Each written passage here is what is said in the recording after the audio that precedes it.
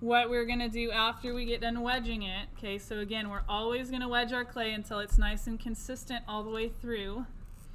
We're going to pinch off a piece from this and begin our pinch pot making process. So I would suggest about 3 fingers in size. Okay, so we'll just pinch off a piece of our wedged clay. Ooh, I have a hair in mine, gross. All right, so when we have a pretty good sized piece, what we're gonna do is we're gonna squeeze it. Okay, now I've mentioned this a couple of times. Don't pet it, okay? So I'm squeezing it, but I'm not petting it. So I don't wanna rub it like this because my body heat will cause it to crust and crack, and I don't want to roll it like this either. That's a no, okay? So I can squeeze it though. I can squeeze it together, and the idea is that I get it into this ball that's a little bit smaller than a baseball. Okay, so if you have warm hands, what I would suggest is you dip your fingers in water, okay, and keep your hands a bit moist as you squeeze this into a ball. All right, now there's a technique that's really helpful with this. You're gonna hold it in the center of your non-dominant hand. You're gonna use the center of your dominant hand, so I happen to be right-handed, and I'm gonna force this into a perfect ball, kind of like making a meatball, okay? So I'm going to force this into a perfect ball. Again, this is the beginning stage of making a pinch pot.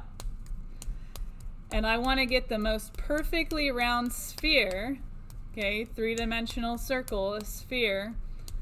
Then I want to check it out and see if I have any folds, okay? So this right here, this little crack here, I would say that's a fold. So what I'll do is I'll take my water, dip my finger in the water, and I'll smear that out, okay? So I can even use the side of my fingernail if that helps me to smear it. And I want to get any imperfection that I can find on this ball fixed before I start my well process on my pinch pot, okay? So the goal today again is to review wedging and to master the well, all right? Now the fundamentals of hand building are also present in throwing on a wheel. So we don't actually have any wheels here at Tulare Union. But if you should move on in your education and approach a wheel, this vocabulary is going to help you. So these pottery techniques are present in all sculpture, all right? So I'm squeezing this into a ball, but I'm not petting it. I still have a fold I need to take care of here. You should be investigating yours as well. And I really want to have a really nice sphere before I even start, okay? So it's best to have short fingernails with this type of work. I always keep mine short anyways, so it's easy for me. But now I want to put a dent on the top of this that looks a bit like the pupil on an iris, okay? So the pupil on a person's eye. So I'm going to make a dent, and then I'm going to lift. Okay, notice I am not using my thumb as a screw, and I'm not turning it, but rather I'm making a dent about 1/8 of an inch deep and lifting, okay? So I'm really utilizing the rounded end of my thumb, and I'm creating what is going to be the well on this piece of pottery, okay? So fundamentally, this well is going to be what opens the top of our pot. So notice I'm continuing to use my thumb. I'm not using any other finger, okay? Fundamentally, it's better to use a thumb on this. Is it possible to use another finger? I imagine so, okay, but I would like you to get coordinated enough to use your thumb. So this well should be on the top center of your piece, okay? So as you are going along, if you see any imperfection begin to appear, you want to get it right then and there, okay? All right, so with your non-dominant hand, what I'd like you to do is brace it on the back side of your sphere. Then I want you to use your thumb to press down about 1/4 inch and lift, okay?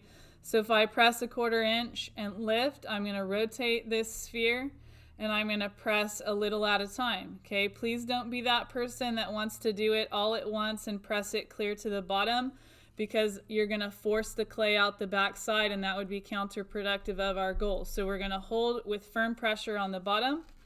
We're going to press and we're going to lift, and we're going to try to keep this going down the center of this ball of clay to where we get a well in it that looks like the one on the right. Okay, so I'm going to take a pause for a moment and I'm going to set mine down gently. And I want to show you the required thickness for a piece of clay. So between my thumb and my middle finger, when I get to the back side of that ball, I want to have about the same thickness as my pointer finger between my thumb and middle finger on the opposite side of that well. Okay, so as I'm going down, I'm holding with firm pressure on the back side. Okay, and I'm gathering the necessary body coordination to get my thumb all the way inside of this piece of clay, going straight down the middle as best I can. Okay, so the more perfect the better, because this is going to be our pot, and this right here is going to be the opening to where we could pour maybe like some tea or some coffee inside of it. Okay, so as I'm working my thumb down inside of it, my goal is to get my middle finger and my thumb to be about 1/4 of an inch away from each other on the inside. Okay, so again, that's about the thickness of your finger.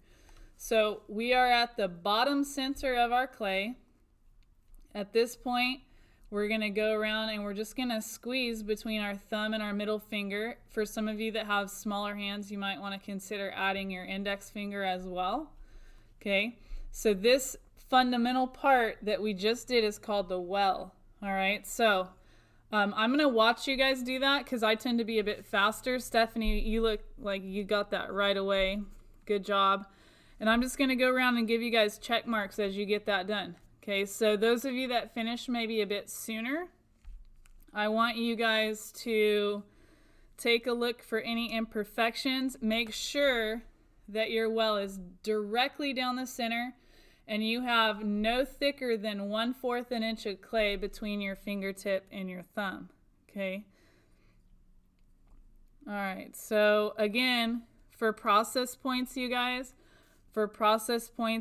are getting 25 points of process for your project, and then the finished product is going to be 25 points as well. So I am just looking around the classroom right now and making sure that all of you guys are doing it correctly, and you guys look like you're doing really good with this. This is awesome.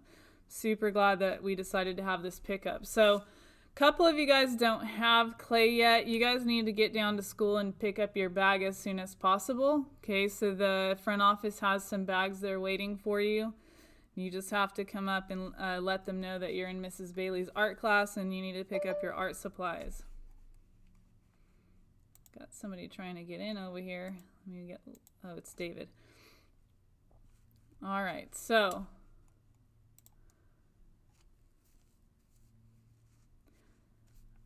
it looks like the vast majority of you guys are ready to start what's called the coil. Okay, so I think I'm going to go ahead and move on to the coil, and I did get all of you guys checked off that are working. Those of you that are not showing me your surface right now, you're going to have to join the party and show me that so that you guys can get your points, because you know I'm not magical. I can't make up days for you to have it individually. We got to do it as a group.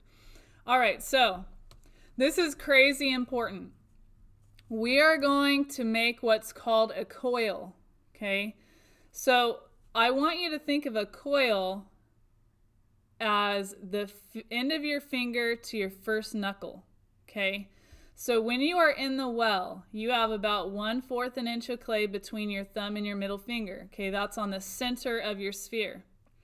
You're going to move 1 coil space from the tip of your finger to your first knuckle down from the center, and you're going to squeeze gently all the way around while rotating this sphere in your hand. Okay, so we're going to squeeze all the way around until the thickness of the clay matches the depth of the well. All right, so if using only your middle finger is too difficult, you can add your index finger, and your goal is to go 1 finger space or 1 coil space from the bottom center all the way around. Okay, ideally there wouldn't be any fingerprint lumps in this, so you'll get better at it as you go along. Almost nobody keeps their first run on this. You guys will probably do it 2 or 3 different times after class until you get it perfect. You want to be extra careful that you don't stick your thumb all the way through your clay. It's not a big deal if you do that. You can start over But in the end, we need to have a perfectly pinched little pot. Okay, so let's talk about that coil space again. We have the end of our finger to our first knuckle. We're going to move that down one space, and we're going to squeeze all the way around our little pinch pot. Then we're going to do it again. Okay, we're going to move one finger space down, and we're going to squeeze all the way around until we have 1/4 of an inch of clay between our thumb and our finger or fingers, however we happen to be holding it. Okay, so we are trying to make this look like it was made by a machine and not by our hands. Okay, so we're going to do a really perfect job trying to keep no fingerprints in it. Okay, and I'm going to flip this over and tell you what not to do real quick. Okay, so down here, it's really tempting to want to squeeze this fat edge to get it to go sooner, but don't do that. Okay, do not mess with this bottom edge until later. Okay, so you're going to continue moving one finger space or one coil space all the way around, then one more coil space all the way around until you've done it to your entire piece of clay. All right, this is actually almost all of the pinch pot instruction, but you just have to get a lot of practice at it and you have to get good at it. Okay, so far you know some really important terms. You know wedging, which is to prepare your clay and to move the water throughout it so that it's nice and pliable. You know the well, which is the center hole that goes down 1/4 inch from the bottom.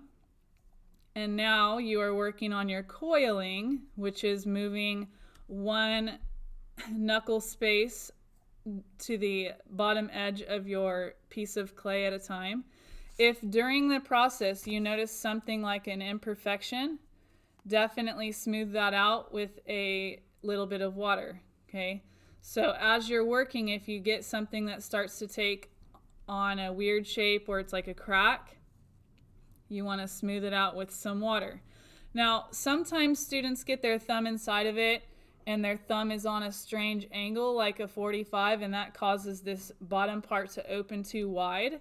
You will learn that as you go along, and like I said, I don't want any of you guys to fall in love with the very first one that you do, because you are going to get better at it as your mind connects to your fingertips and your hand. Okay, so you will go around pinching one coil space at a time.